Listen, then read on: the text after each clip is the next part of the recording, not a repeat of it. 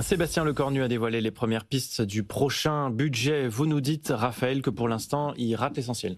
Bah oui, parce que même s'il s'attaque aux dépenses, ce qui pèse le plus lourd aujourd'hui dans nos comptes, c'est le social. Or, l'interview de Sébastien Lecornu fait quasiment l'impasse sur le sujet. Le Premier ministre a préféré caresser l'opinion publique dans le sens du poil en parlant d'une baisse du train de vie de l'État.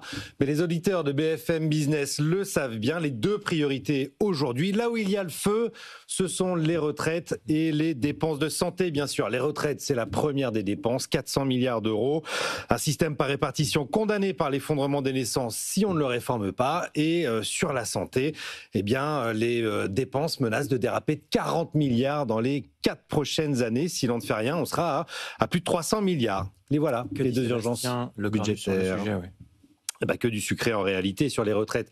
Il annonce 6 milliards de hausse. Alors certes, par rapport au tendanciel qui lui est de 7,7 milliards, c'est une légère économie, 1,5 milliard, mais enfin, on est très loin de la précédente copie Bayrou, où par exemple, la suppression de l'abattement professionnel devait dégager déjà 4,5 milliards d'économies. Là, on n'y est pas. Donc, peu d'efforts sur les retraites et sur la santé. Alors, c'est un peu plus sioux. Là, il annonce 5 milliards de hausse des dépenses, mais comme l'évolution naturelle de ces dépenses est de 10 milliards, là, on reste sur 5 milliards d'économies, comme la copie Bayrou. C'est un minimum. Reste à voir s'il y arrive, parce qu'on vient de subir 2 reculs coup sur coup ces derniers jours. Un, sur les transports sanitaires, les taxis, l'État a fait marche arrière. Et 2, sur les modes de rémunération des pharmaciens aussi, on devait faire des économies. Là, c'est pareil, un grand recul. Sur le train de vie de l'État, Raphaël?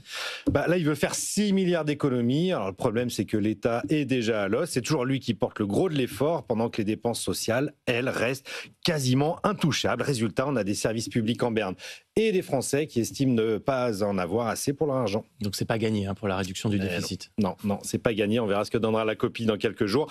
Alors la bonne nouvelle, c'est qu'on a écarté toutes les menaces pour la croissance, taxe Zuckman, rétablissement de l'ISF ou encore un retour sur les retraites qui serait catastrophique pour l'économie.